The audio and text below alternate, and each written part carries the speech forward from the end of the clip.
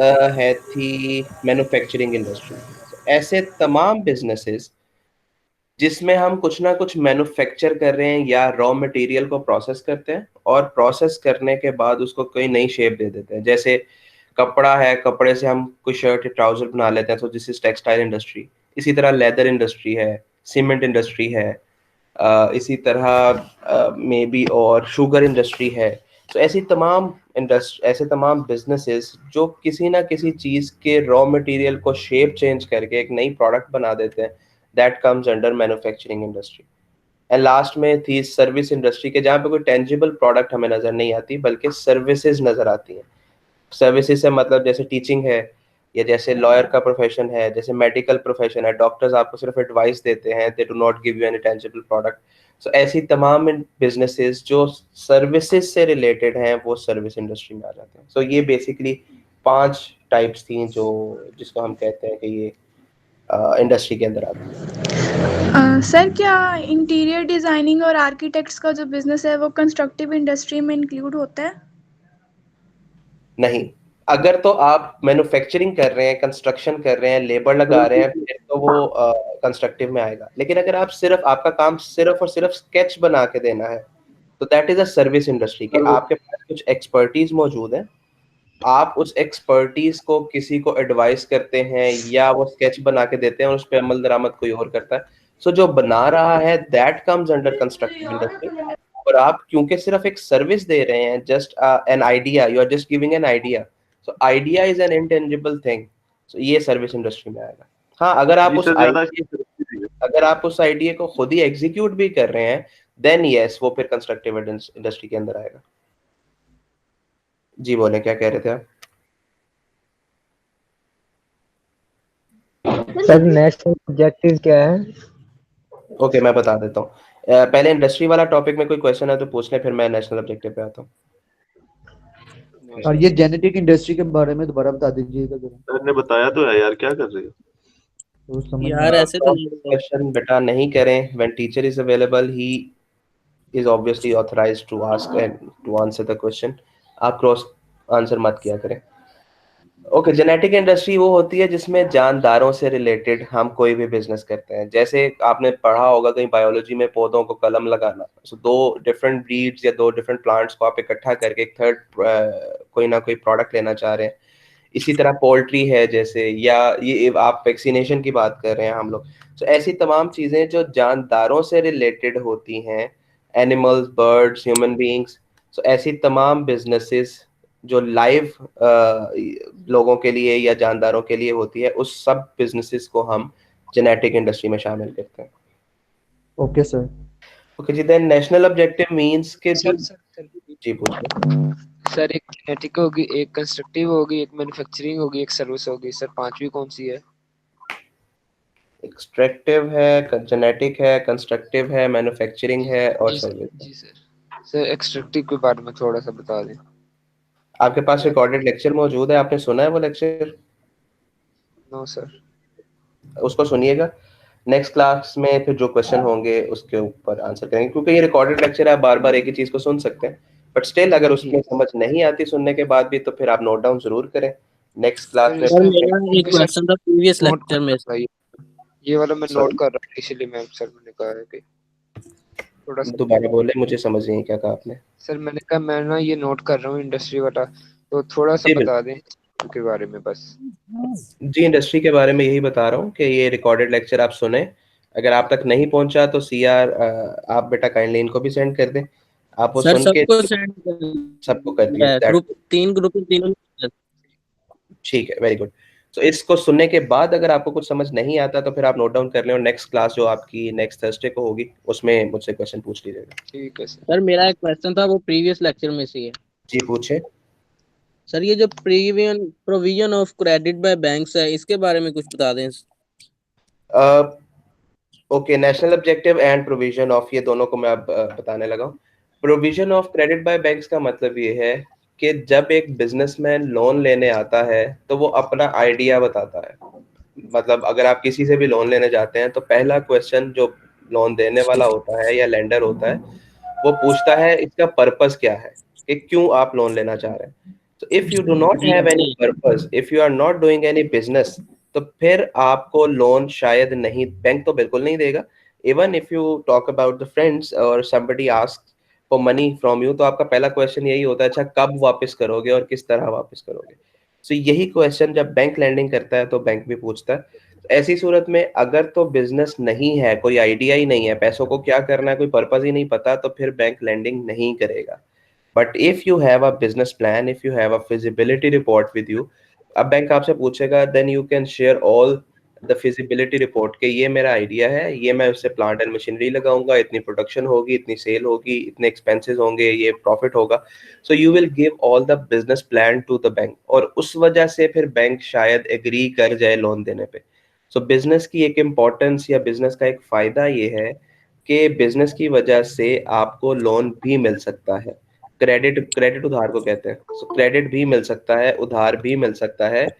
अगर आपके पास सिर्फ एक आइडिया है तो पैसे आपको बैंक फाइनेंस कर देगा और आप उस आइडिया को एग्जीक्यूट करके प्रॉफिटेबिलिटी कमा सकते हैं. ये है बिजनेस की इंपॉर्टेंस. जैसे अब ये तो सर पाकिस्तान फिर गवर्नमेंट ने भी किया सर बड़े वो scheme. One by one. Sir मैं कह रहा हूँ जैसे पाकिस्तान गवर्नमेंट ने भी वो स्कीम दी है आजकल. जी बिल्कुल, रोजगार स्कीम ऐसी ही मौजूद है जिसके अंदर अगर आपके पास आइडिया है तो आप 1 लाख से लेके 10 मिलियन तक का लोन ले सकते हैं. बिल्कुल. ओके, देन नेशनल ऑब्जेक्टिव ये है कि जिसमें आप अपने मुल्क के लिए या इकोनॉमी के लिए या कंट्री को प्रेफर करना है. बिजनेस का प्राइमरी पर्पस ये आप सबको पता है कि प्रॉफिट कमाना ही है. इकोनॉमिक ऑब्जेक्टिव जो है वो बिजनेस का सबसे प्राइमरी पर्पस है, लेकिन और भी कुछ ऑब्जेक्टिव्स हैं, पर्पसेस हैं, जिसमें से एक नेशनल ऑब्जेक्टिव है. सो नेशनल ऑब्जेक्टिव हमें ये कहता है कि जब आपका जाती और नेशनल ऑब्जेक्टिव क्लैश कर रहे हैं तो आपको नेशनल ऑब्जेक्टिव को भी कंसीडर करना चाहिए. यानी कि जहां पे आपका तो फायदा हो रहा है लेकिन मुल्क का फायदा नहीं है, वहां पे ये सोचना चाहिए कि नेशनल ऑब्जेक्टिव क्या है और आपको उसको भी फॉलो करना चाहिए. फॉर एग्जाम्पल, ठीक है सर. पाकिस्तान की हम एग्जांपल लेते हैं कि पाकिस्तान में फॉरेन एक्सचेंज कम है. हम क्योंकि इंपोर्ट ज्यादा करते हैं, एक्सपोर्ट कम करते हैं, तो हमारे पास जो डॉलर या फॉरेन करेंसी आती है वो कंपैरेटिवली कम आती है, और हम बाकी डिफरेंस को पूरा करने के लिए लोन ले रहे होते हैं IMF से या वर्ल्ड बैंक से या मुख्तलिफ इंस्टीट्यूशन से. तो एक नेशनल ऑब्जेक्टिव ये है कि मैं कोई ऐसा काम करूं जिसमें मुल्क को भी फायदा हो, जिसमें हमारे फॉरेन रिजर्व्स भी बढ़ जाएं. ना कि ऐसा करूं कि मेरा बिजनेस चल रहा है तो मैं लग्जरी कार्स मंगवा लूं या कोई ऐसी इंपोर्टेड प्रोडक्ट्स मंगवा लूं जिसका मुल्क को कोई फायदा नहीं. सो नेशनल ऑब्जेक्टिव इज कि आपके अपने साथ साथ आपके मुल्क को भी उसका फायदा होना चाहिए. This is called national objective. Okay sir. Alright, any other question? No sir. ठीक है जी, नेक्स्ट टॉपिक हम सोल प्रोप्राइटरशिप पढ़ने जा रहे हैं. उसमें पहली चीज ये है कि बिजनेस करने के कुछ तरीकाकार हैं. जैसे मैंने आपको शुरू में एग्जांपल दी थी कि आपके घर के करीब हो सकता है कि एक छोटी सी कोई शॉप हो जो बिजनेस कर रहा है, वो अकेला ही उस बिजनेस का मालिक है, तो कहलाता वो भी बिजनेस है. फिर एक कोई थोड़ा सा बड़ा स्टोर है, कोई ग्रोसरी स्टोर है जहाँ पे कंपैरेटिवली ज्यादा चीजें पड़ी हैं, वो भी बिजनेस है. फिर हम बात करते हैं हाइपर स्टार की या मेट्रो की, वो बहुत बड़े लेवल पे बिजनेस है लेकिन वो भी बिजनेस है. सो बिजनेस किस तरह किया जा सकता है, किस तरीके का हो सकता है, उसके वॉल्यूम कैसे बढ़ता या कम होता है, ये सारी चीजें आने वाले वक्त में हमने पढ़नी है. So the topic of today is legal forms of business ownership in private sector. That means कि या हम इसको आसान लफ्जों में फॉर्म ऑफ डूइंग बिजनेस कह लेते हैं. 3 फॉर्म्स हैं या 3 तरीके हैं जिससे हम बिजनेस कर सकते हैं. One is sole proprietorship, second is partnership, and third is company form of business. फिर इनके सब सर ये टॉपिक कौन से चैप्टर का है? बेटा अगर पहला चैप्टर खत्म हो गया तो अगला चैप्टर कौन सा होना चाहिए? सर उसमें तो पार्टनरशिप है. ये कैसे हो सकता है? दोबारा से देखें. सेकंड मिल चैप्टर. गया, 5 और तीसरा चैप्टर मिल पार्ट गया. जी मिल गया. जी. Alright. Page number 25. Alright, so sole proprietorship एक तरीकाकार है जिससे आप बिजनेस कर सकते हैं. पार्टनरशिप दूसरा तरीकाकार है, and the third one that we have is company form of business. Company की फिर आगे सब टाइप्स भी होती हैं जिसमें सिंगल मेंबर कंपनी या प्राइवेट लिमिटेड कंपनी या पब्लिक लिमिटेड कंपनी भी होता है. सो वन बाय वन इसको डिस्कस करते हैं. जी इसमें आपका क्वेश्चन है कोई? सर आपने बताया बिजनेस की 3 टाइप्स हैं, sole proprietorship, partnership and company form of business. Business करने की 3 फॉर्म्स हैं, ये बताया मैंने। ये टाइप्स नहीं है सॉरी, दोबारा पूछे। सर, बिजनेस की कितनी टाइप्स हैं? देखिए, मतलब फॉर्म्स, अभी मैं बात कर रहा हूँ फॉर्म्स की। अब फॉर्म्स के अंदर फिर सब टाइप्स भी हो सकती हैं। जैसे मैंने आपको एक कंपनी की एग्जांपल दी, कंपनी में सिंगल मेंबर कंपनी भी होती है, उसमें प्राइवेट लिमिटेड कंपनी भी होती है, उसमें पब्लिक लिमिटेड कंपनी भी होती है। सो हम टाइप्स की बजाय बेहतर वर्ड यूज करेंगे forms of doing business. Okay sir, ठीक है, थैंक यू। ऑलराइट। सो पहली फॉर्म ऑफ डूइंग बिजनेस पढ़ते हैं, that is sole proprietorship. Sole कहते हैं सिंगल को, इंडिविजुअल को, और प्रोप्राइटर ऑनर को कहते हैं। सो सोल प्रोप्राइटरशिप एक ऐसा बिजनेस है जिसमें सिर्फ एक ऑनर मौजूद है। he will be the one who will be taking all the risk. He will be the one who is uh, taking all the reward as well. Yes, any question? No sir. Okay. So for example, I am a person and I have invested into some business. अब मैं ही उसको manage कर रहा हूँ, मैं ही control कर रहा हूँ, कहाँ पैसा लगाना है, कितने बजे बिजनेस ओपन करना है, कब बंद करना है, कैसे कंट्रोल करना है। जब प्रॉफिट होगा तो सारा प्रॉफिट मेरा, लॉस हो गया तो सारा लॉस मुझे बेयर करने पड़ेगा। सो ऐसा फॉर्म ऑफ बिजनेस जो है that is called sole proprietorship. हाँ, ये पॉसिबल हो सकता है कि मैं अपने अंडर बहुत सारे एम्प्लॉयज रख लूं अपने आप को असिस्ट करने के लिए। फॉर एग्जांपल, मुझे एक शॉपकीपर चाहिए, मैं खुद नहीं बैठता और मैं एक शॉपकीपर को हायर कर लेता हूं। So this also will remain sole proprietorship because owner is one. So हम लेबर्स के हवाले से या लोगों के हवाले से डिस्टिंग्विश नहीं कर रहे, बल्कि फॉर्म ऑफ बिजनेस डिस्टिंग्विश होता है ऑनर के पर्सपेक्टिव से। So if there is single owner, बाकी चाहे जितने मर्जी एम्प्लॉयज हैं, employees are concerned with salaries, they are not concerned with profit, क्योंकि उनको प्रॉफिट का कोई हिस्सा नहीं मिलना, ना ही उन्होंने कोई लॉस बेयर करना है। प्रॉफिट होगा तो भी ऑनर का, लॉस होगा तो भी ऑनर का। Employees are just getting their salaries और वेजेस। ऐसा बिजनेस जिसमें सिर्फ एक ऑनर मौजूद होता है, that business is called sole proprietorship and the owner is called sole proprietor. ठीक है, अब सोल प्रोप्राइटरशिप की कुछ कैरेक्टरिस्टिक्स हैं। वो कैरेक्टरिस्टिक्स इस डेफिनेशन के मुताबिक आप खुद भी जज कर सकते हैं। First characteristic is ownership. So ownership, there will be only a single owner और an individual owner. Then management and control, वो भी एक ही बंदा कर रहा होगा। फाइनेंस, वो भी एक ही बंदा लगा रहा होगा। रिस्क, वो भी एक ही बंदा बेयर कर रहा होगा। So basically everything that is being done in the business, single person will be solely responsible for that. So that, इसीलिए हम उसको फिर sole proprietorship कहते हैं। नेक्स्ट पेज पे आते हैं। Legal status, this is important. Legal status means के कानून सोल प्रोप्राइटर और सोल प्रोप्राइटरशिप को कैसे देखता है। सो कानून की नजर में लीगली बिजनेस और बिजनेस करने वाला, दे बोथ आर सेम। आपने अकाउंटिंग में पढ़ा होगा सेपरेट लीगल एंटिटी का कॉन्सेप्ट, और अकाउंटिंग का मतलब ये होता है कि उसमें आप रिकॉर्ड कर रहे हैं, समराइज कर रहे हैं, एनालाइज कर रहे हैं। सो एनालाइज करने का मतलब ये है, समराइज करने का मतलब ये है कि आप खुद को बिजनेस से अलग कंसीडर करें, अदरवाइज आपको पता ही नहीं चल सकेगा कि बिजनेस ने प्रॉफिटेबिलिटी कमाई है या लॉस किया है। जैसे आप अपना एक्सपेंस भी करते जा रहे हैं, इनकम भी करते जा रहे हैं, बिजनेस के अकाउंट से भी निकालते जा रहे हैं। So at the end of the day you will not be having any idea कि बिजनेस ने कितना अर्न करके दिया।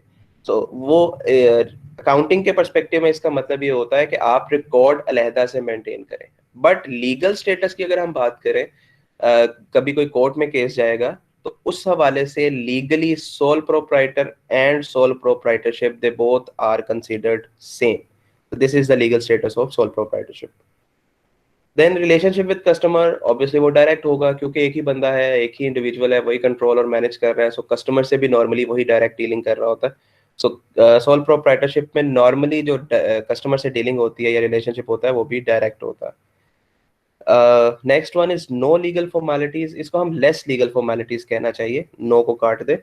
Less legal formalities mean where if you want to start a sole proprietorship, you do not need to take a lot of permissions और lot of licenses, इस किस्म की चीजें। So, अगर आप बिजनेस करना चाहते हैं, आपको जस्ट एक या दो या कुछ बहुत लिमिटेड सी परमिशंस लेना पड़ेंगे। हो सकता है सोसाइटी से परमिशन लेना पड़े, हो सकता है कि अगर वो कमर्शियल एरिया नहीं है तो उसके लिए थोड़ा सा प्रोसेस करना पड़े, बट कंपैरिजन और comparative to company form of business और इन कंपैरिजन टू पार्टनरशिप, इसके अंदर बिजनेस स्टार्ट करने की जो फॉर्मेलिटीज होती हैं वो बहुत कम होती हैं। And lastly ease of dissolution, dissolve करना कहते हैं खत्म करने को। So if it is easy to start because there is a single person, all the decision will be made by the single person, इसी तरह इसको ख़त्म करना भी आसान होता है। For example, if I am doing a business और मुझे लगता है कि मुझे इस बिजनेस को कैरी ऑन नहीं करना चाहिए, तो मैं उस बिजनेस को ख़त्म कर दूंगा। That will be solely my decision. So this point is actually ease of dissolution. यहाँ तक कोई क्वेश्चन है तो पूछ लें। Sir legal no sir. Status दोबारा बता दें। लीगल स्टेटस एक्चुअली मींस कि कानून सोल प्रोप्राइटरशिप को कैसे देखता है। Legally sole proprietor and sole proprietorship they both are same. Sir अगर इसका दिवालिया निकल जाता है तो इसका बिजनेस भी बंद। देखें दिवालिया या जिसको आप बैंकरप्सी कह रहे हैं, बैंकरप्सी का मतलब होता है when a person is not able to meet its liabilities from its asset, उसकी जिम्मेदारियां बढ़ गई हैं, उसके एसेट कम है, तो बिजनेस भी तो उसका एक एसेट ही है ना। सो उसको इंसॉल्वेंट डिक्लेयर ही तब किया जाएगा जब उसका बिजनेस भी खत्म हो जाएगा। उससे पहले तो उसको कहा जाएगा कि वो बिजनेस खत्म करने पहले लोन वापस करे, बिजनेस खत्म होता है तो हो, बट जिम्मेदारियां पहले पूरी होनी चाहिए। ठीक sir ji, anything else? No sir. Okay, next one is advantages and disadvantages of sole proprietorship. They are very easy. यही characteristics है इसके advantages और disadvantages हम बात करेंगे। पहला फायदा ये है इट्स ईज ऑफ फॉर्मेशन, बनाना आसान है क्योंकि फॉर्मेलिटीज बहुत कम है, स्टार्टअप कॉस्ट बहुत कम है, एक छोटे लेवल का बिजनेस है तो उसको मैनेज करना भी आसान है। तो अगर बिजनेस करने में हम कंपैरिजन करें सोल प्रोप्राइटरशिप को कंपनी फॉर्म ऑफ बिजनेस से या पार्टनरशिप से, तो ये सबसे इजीएस्ट फॉर्म है जो एस्टेब्लिश की जा सकती है। एक और फायदा है sole authority. Obviously there is a single person who is enjoying all the profit and single person who is taking all the risk, तो जो भी अथॉरिटी है, जो भी मैनेजमेंट करनी है, वो भी एक ही बंदा करेगा। Then we have sole claim on profit. Mics बेटा आपने म्यूट कर दें। Sole claim on profit means कि अगर प्रॉफिट होता है तो सारा फायदा उसी को होगा। Now this come under benefit as well as disadvantage. अगर प्रॉफिट होता है तो फिर तो बहुत अच्छी बात है कि एक ही बंदे को डिस्ट्रीब्यूट हो रहा है, बट ये लाजमी नहीं है कि प्रॉफिट ही हो। इन केस लॉस हो जाता है तो ऐसी सूरत में सारा लॉस भी फिर वही इंडिविजुअल बेयर करेगा। सो that is benefit if the business is earning profit, and the same thing will go into negativity और disadvantage if the business is not earning profit, actually the business is running into loss। ऐसी सूरत में ये फिर disadvantage हो जाएगा। Next benefit is low startup cost. ये आपको मैं ऑलरेडी बता चुका हूँ कि बिजनेस क्योंकि छोटे लेवल का होता है इसलिए इसको स्टार्ट कर और लीगल फॉर्मेलिटीज भी कम होती हैं, तो स्टार्ट करने के लिए कंपैरेटिवली थोड़े पैसों से भी ये बिजनेस जो है वो आप स्टार्ट कर सकते हैं। Then credit standing. क्रेडिट कहते हैं उधार को। क्रेडिट स्टैंडिंग मींस कि आपकी रेपुटेशन क्या है मार्केट में in terms of credit. Let's say a person takes loan and commits के 3 माह के बाद वो पैसा वापस कर देगा, लोन वापस कर देगा, एंड इफ ही और शी मीट्स हिज और हर कमिटमेंट, वो 3 माह के बाद एग्जैक्टली पैसा वापस कर देता है। Now that means he has built a good credit reputation और गुड क्रेडिट स्टैंडिंग। और अगर वो कमिटमेंट्स को ब्रीच करता है या वो उधार जो भी लिया गया या जो क्रेडिट लिया गया, चाहे वो बैंक से लिया गया चाहे वो थर्ड पार्टी से लिया गया, सो ऐसी सूरत में अगर वो अपनी कमिटमेंट्स पूरी नहीं करता तो उसकी क्रेडिट स्टैंडिंग बुरी हो रही है। Now this point comes under both in advantage as well as disadvantage. Advantage में ऐसे आएगा कि अगर उसकी क्रेडिट स्टैंडिंग अच्छी है, गुडविल अच्छी है, या वो अच्छे कमिटमेंट पूरी करता है, अपने जो भी असूल है उस पर चलता है, तो ऐसी सूरत में the person will be having good credit standing. लेकिन अगर ऐसा नहीं है तो यही चीज उसके डिसएडवांटेज में चले जाएगी, because he is the sole person who is running all the business, तो सारा ब्लेम सारा क्लेम उसी के ऊपर आएगा। Then we have minimum legal restrictions, इसको हम डिस्कस कर चुके हैं ऑलरेडी। लीगल स्टेटस, इसको भी डिस्कस कर लिया।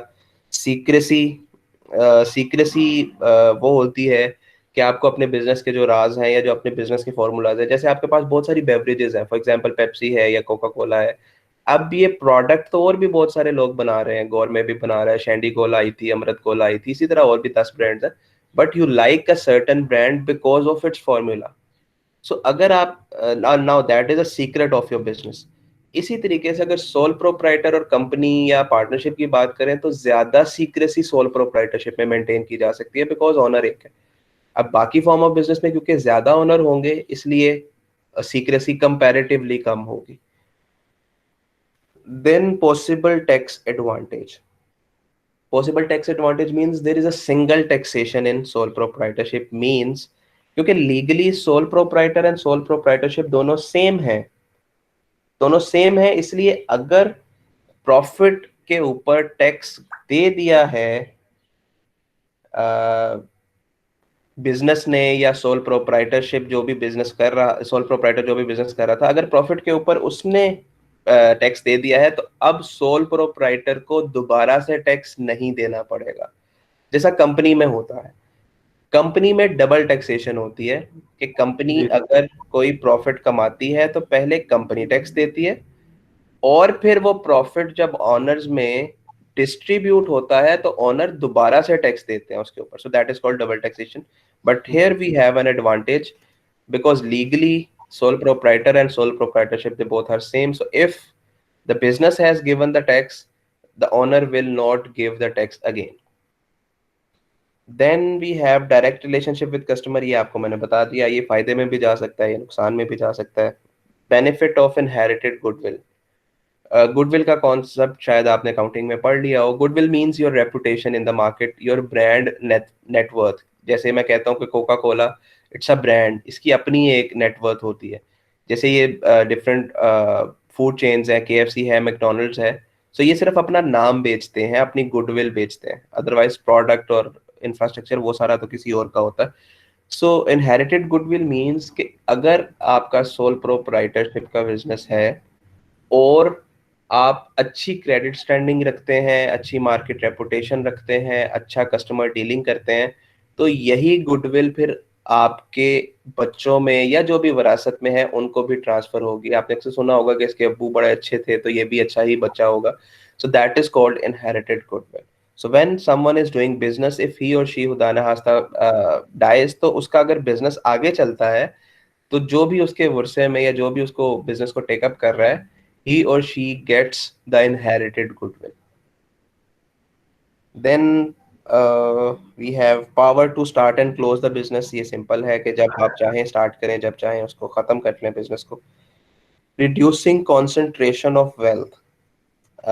This means आपने इम्पोर्टेंस ऑफ बिजनेस में मैंने जब बिजनेस के डिसएडवांटेजेस या क्रिटिसिज्म पढ़े थे तो वहां पे कॉन्सेप्ट था वास्ट इनइक्वालिटी ऑफ वेल्थ का, कि बिजनेस की वजह से अमीर अमीरतर हो रहा है और गरीब गरीबतर हो रहा है, विच इज नॉट गुड। जब हम बात करते हैं सोल प्रोप्राइटरशिप की तो बहुत सारे लोग छोटा छोटा बिजनेस करने की हम बात करते हैं। So, जैसे जैसे सोल प्रोप्राइटरशिप बढ़ रही होती है, ज्यादा हो रही होती है, वैसे वैसे कॉन्सेंट्रेशन ऑफ वेल्थ जो है वो कम हो रही होती है। फॉर एग्जाम्पल, आपके यूनिवर्सिटी में सिर्फ एक कैंटीन मौजूद है। इस हवाले से अगर देखा जाए तो आप देखें जिसने भी कुछ खरीदना है, जिसने भी कोई बाइंग करनी है, वो सिर्फ एक ही कैंटीन से खरीदा जाएगा। सो कॉन्सेंट्रेशन ऑफ वेल्थ हो रही है एक इंडिविजुअल के पास या एक कैंटीन के पास। एज्यूम करते हैं कि अगर यूनिवर्सिटी में 10 कैंटीन्स बन जाती हैं तो ऐसी सूरत में क्या होगा, कुछ स्टूडेंट्स जो हैं वो कैंटीन 1 में जाएंगे, कुछ 2 में, कुछ 3 में। सो कॉन्सेंट्रेशन ऑफ वेल्थ नहीं होगी, बल्कि हर कोई, मार्केट तो सेम है ना, बायर्स तो सेम है, पूरे ऑडियंस तो सेम है या टारगेट मार्केट तो सेम है। तो इस हवाले से वो जब डिवाइड हो जाएगी तो सबको सेल जनरेट होगी या सबको प्रॉफिटेबिलिटी होगी, चाहे वो कम कम होगी, but the wealth will be distributed. तो इसको हम कहते हैं रिड्यूसिंग और reduction in concentration of wealth. ये भी एक इकोनॉमी को फायदा होता है। फिर कंपटीशन में फायदा है कि अगर एक ही दुकान है तो वो जो भी रेट देगा आपको वो मानना पड़ेगा, बट अगर 10 दुकानें हैं तो आप बार्गेन कर सकते हैं, नेगोशिएट कर सकते हैं, क्योंकि एक दूसरे के कंपटीशन में। तो इसका भी फायदा होता है सोसाइटी को। देन सेल्फ एम्प्लॉयमेंट, पैसा कमाना है रोजगार के लिए, या आप जॉब कर लें. If you are doing job, that means you are dependent on someone. But if you are doing business, sole proprietorship, you are self-dependent or self-employed. Then development of personal quality means कि जब एक ही बंदा ये सारा कुछ कर रहा है, ये सारा कुछ मैनेज कर रहा है, तो उसकी जाती एबिलिटीज भी बढ़ रही होती हैं, बेहतर हो रही होती हैं, अच्छी हो रही होती हैं. उसे कस्टमर डीलिंग करना भी आ रही है, उसे कम्युनिकेशन का तरीका भी आता है, उसे फाइनेंस डील करना, एचआर डील करना, मार्केटिंग करना, प्रमोशन करना. सो उसकी पर्सनल एबिलिटीज बढ़ रही हैं. This is advantage of sole proprietorship. And lastly social benefits. Social means society को क्या फायदा होता है. सो एक तो सोसाइटी को ये फायदा होता है कि वो सोसाइटी पे डिपेंडेंट नहीं होता, बल्कि अक्सर वो खुद सेल्फ डिपेंडेंट होके दूसरी सोसाइटी के लोगों को भी जॉब्स देता है. So this is called independency, or you may call it that he becomes an asset to the society and not the liability to the society. Asset to the society means कि वो दूसरों को फायदा दे रहा है, ना कि वो दूसरों से फायदा ले रहा है. एक तो ये फायदा हो गया, या एक ये एडवांटेज हो गया. द सेकेंड इज कि जब वो, जैसे मैंने आपको पहले बताया, उसकी पर्सनल एबिलिटीज अगर बढ़ रही हैं, तो वो पर्सनल एबिलिटीज अपनी हद तक भी उसको फायदा हो रहा है, और वो कहीं ना कहीं सोसाइटी में भी कंट्रीब्यूट करेगा. So this is the second social benefit that he or she is providing if he or she is doing sole proprietorship. So these were basic advantages of sole proprietorship. इसके अलावा भी अगर आपके ज़हन में कोई होते हैं तो वो भी आ सकते हैं. तो यहाँ तक अगर आपके पास कोई क्वेश्चन है तो मुझसे पूछ लें. No sir. सर अच्छे से समझ आ रही है, कोई क्वेश्चन नहीं है. All right, good. You have 2 minutes. Just इसको एक दफ़ा go through कर लें और फिर डिसएडवांटेजेस की तरफ आते हैं. आप एक दफ़ा गो थ्रू कर लें ताकि अगर कोई क्वेश्चन बनता भी है तो हम उसको देख लें. सर ये पिछला पेज प्लीज सर निकाल दें. आप लोगों ने अभी तक बुक्स नहीं ली? No sir. वो ले लें, बिकॉज बेटा ऑनलाइन क्लासेस चल रही हैं, तो इसमें क्या मामला चलना है और कैसे चलना है यस सर. कुछ नहीं पता. तो ये एग्जाम पेपर जो होगा इस बुक में से तो नहीं आएगा, जरूरी तो नहीं है ना? आपको कॉन्सेप्ट आएगा, वो कॉन्सेप्ट आप जिस मर्जी बुक से लिखें, कोई इशू नहीं है. आप कोई और बुक ले लें, इंटरनेट ले लें, इंटरनेट से देख लें, जैसे भी आप करना चाहो, आपकी मर्जी. ठीक है सर. ये अच्छी बात है. सर वो पिछला पेज आपको कहा था sir please. Thank you sir. इसमें से ये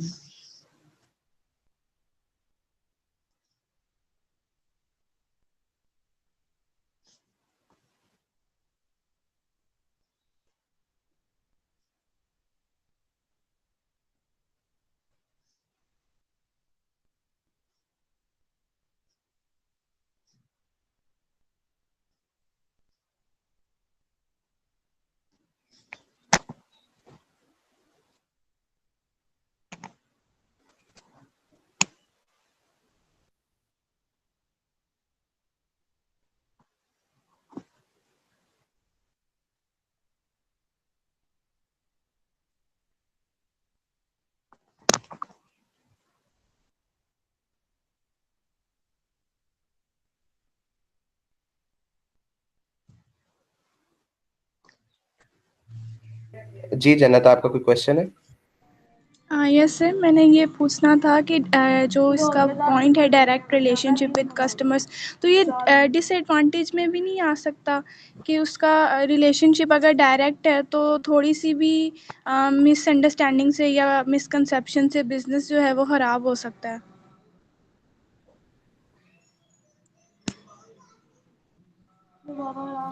जी बिल्कुल बेटा, ऐसा ही है. ये शायद मैंने डिस्कस भी किया था कि इसी तरह क्रेडिट स्टैंडिंग है या गुडविल है, इनहेरिटेड गुडविल है, ये सारे पॉइंट्स ऐसे हैं जो दोनों साइड्स पे चल सकता है. अगर बेनिफिट तब होगा अगर गुड अंडरस्टैंडिंग है, गुड कम्युनिकेशन है, गुड रिलेशनशिप विद कस्टमर है, गुड मार्केट कम्युनिकेशन है या कस्टमर डीलिंग है. अगर ये सब कुछ सही हो रहा है तो फिर तो यही चीज पॉजिटिव ज़िम्रे में आएगी. बट इन केस अगर ये रिलेशनशिप अच्छा नहीं है तो ऐसी सूरत में ये सारी चीजें नेगेटिव हो जाएंगी और आपके एडवांटेज की बजाय डिसएडवांटेज में चली जाएंगी. और सर सेकेंडली ये कि उसकी सोल प्रोप्राइटर जो है उसकी पर्सनल एबिलिटीज़ जो हैं वो डेवलप होती हैं, तो ये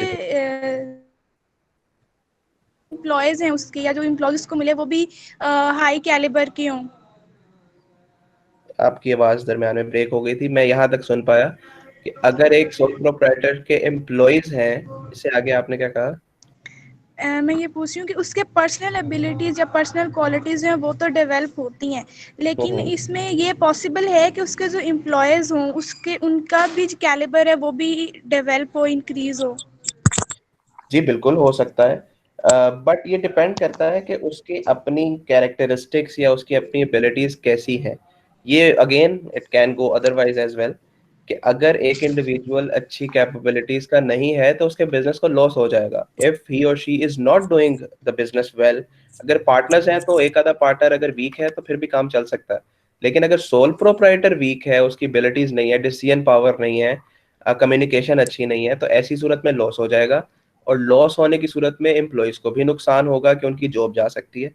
तो एबिलिटीज के हवाले से एबिलिटीज को डेवलप करना ना डेवलप करना, ये एक मॉरली भी या एक इंटेंजिबल सी चीज है, but on the other side profitability loss, job का होना ना होना, एम्प्लॉयमेंट का, ये भी इवन उससे अफेक्ट हो सकता है। तो ये एडवांटेज तब होगा जब एबिलिटी से प्रॉफिटेबिलिटी हो रही है और एम्प्लॉयज को भी फायदा हो रहा है, और यही चीज नुकसान या डिसएडवांटेज तब बन जाएगी जब एबिलिटीज ना होने की वजह से लॉस हो रहा है एंड सब्सिक्वेंटली एम्प्लॉय की जॉब चली जाएगी। और सर क्या ये सोल प्रोप्राइटर जी जी सर क्या सोल प्रोप्राइटरशिप जो है सोल प्रोप्राइटर वो आगे जाके मोनोपोलिस्ट बन सकता है उसके मार्केट के हिसाब से? Now you have asked a question जो सबको नहीं पता होगा कि मोनोपोली क्या होती है। आपने आईकॉम किया हुआ है? Yes sir. ओके, सो मोनोपोली क्या होती है? It will confuse the students. Monopoly वो होती है करने की, जी, उन सबको पता होगा ना जिन्होंने आईकॉम किया हुआ है, जिन्होंने नहीं किया उनको नहीं पता। मोनोपोली हमारी कंट्री में वापडा की हो गई।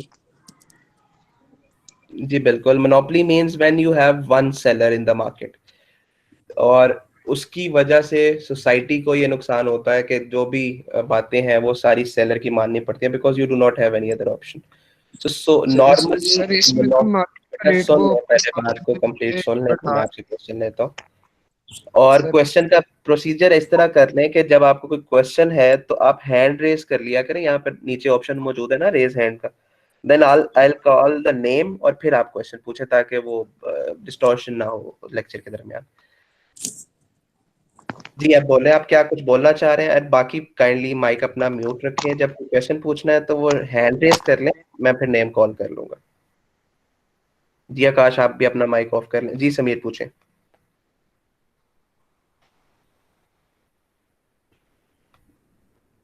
समीर आपका हैंड रेज्ड है, कोई क्वेश्चन है?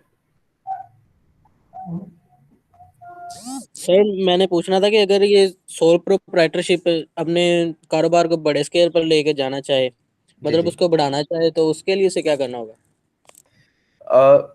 It will depend upon the business. कुछ बिजनेसेस ऐसे हैं जो लोकेशन वाइज एक्सपैंड होते हैं, मतलब आपने एक ब्रांच खोल ली है, फिर दूसरी ब्रांच, तीसरी ब्रांच। कुछ बिजनेसेस ऐसे हैं जो वॉल्यूम वाइज एक्सपैंड होते हैं, कि आप 1000 की प्रोडक्शन करते थे, अब आप 10,000 की प्रोडक्शन करना चाह रहे हैं। So it will depend what kind of business you are running and it. जब अभी हम डिसएडवांटेज पढ़ेंगे तो इसमें एक डिसएडवांटेज यही है that we have difficulties in expansion of business. For example, एक बंदा जौहर टाउन में बिजनेस कर रहा है और वो एक्सपैंड करना चाहता है, गुलबर्ग में एक ब्रांच ओपन करना चाहता है, तो वो एट अ टाइम एक ही जगह पे मौजूद हो सकता है। एक्सपेंशन हो सकती है but it is difficult to expand, number one. Second thing is कि हम नॉर्मली जनरल बातें करते हैं सोल प्रोप्राइटरशिप के बारे में। अभी तक हमने जितना पढ़ा कि कैपिटल कम है, एक ही बंदा मैनेज कर रहा है, ये सारी जनरल बातें हैं। प्रैक्टिकली लाजमी नहीं है ऐसा ही हो। अगर वो सोल प्रोप्राइटर बिल गेट्स हो तो फिर तो कोई कम कैपिटल नहीं है, फिर तो वो पता नहीं कितने हजार कंपनियों से ज्यादा बड़ा कैपिटल उसके पास है। सो हम एक्सेप्शंस को डिस्कस नहीं करते, हम जनरल बातों को डिस्कस करते हैं कि नॉर्मली सोल प्रोप्राइटरशिप में ऐसे ऐसे ऐसे होता है।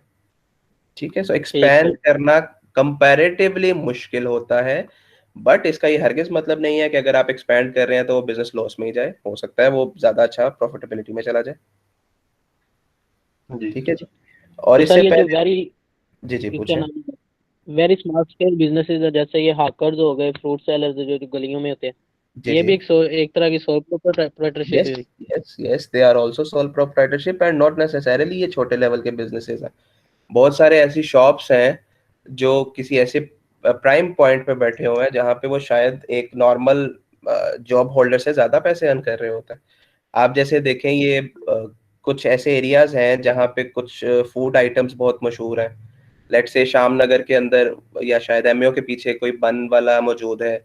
इसी तरीके से दही भले वाले कुछ जगह मशहूर है। सो कहने में वो एक छोटी प्रोडक्ट्स हैं, but practically speaking they are earning a lot of money. They are earning probably money which is equivalent to 10 और 12 जॉब होल्डर्स।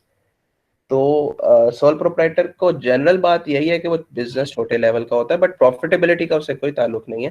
प्रॉफिटेबिलिटी हो सकता है कम इन्वेस्टमेंट करके भी ज्यादा हो।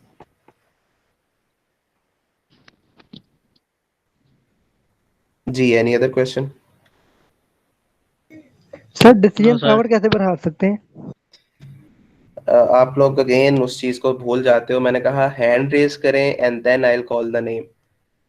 डिसीजन पावर को इस तरीके से बढ़ाया जा सकता है कि जैसे जैसे एक्सपीरियंस बढ़ता है, जैसे जैसे आप देखते हैं कि आप मेच्योर हो रहे होते हैं या आपको अपना जो डिफरेंट डायमेंशंस हैं या डिफरेंट एरियाज हैं या जहां जहां पे आपने इन्वेस्ट करना है, आपको उनके बारे में अगर नॉलेज होती है तो फिर आप कॉन्फिडेंट होते हैं।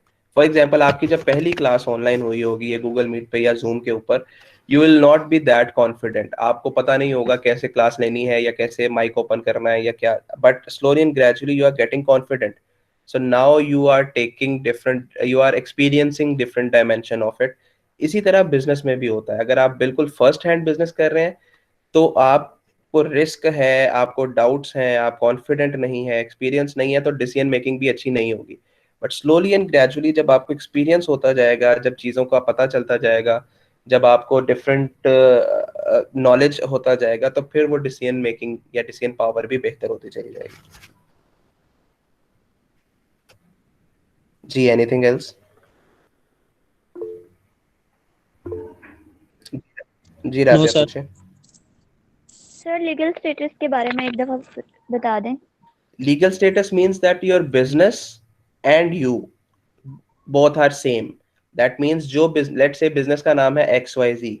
So अगर लोन business ने लिया है तो कानून यही कंसिडर करेगा कि वो आपने लिया है. So there is no separate identity concept in sole proprietorship.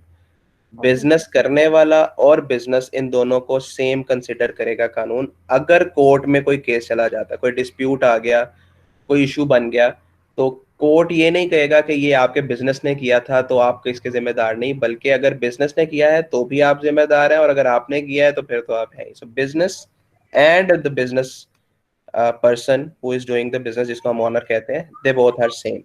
ये है लीगल ओके स्टेटस। ठीक है। जी anything else? Okay, now let's move forward towards disadvantage of business. यहाँ तक आई होप कि कोई क्वेश्चन नहीं है।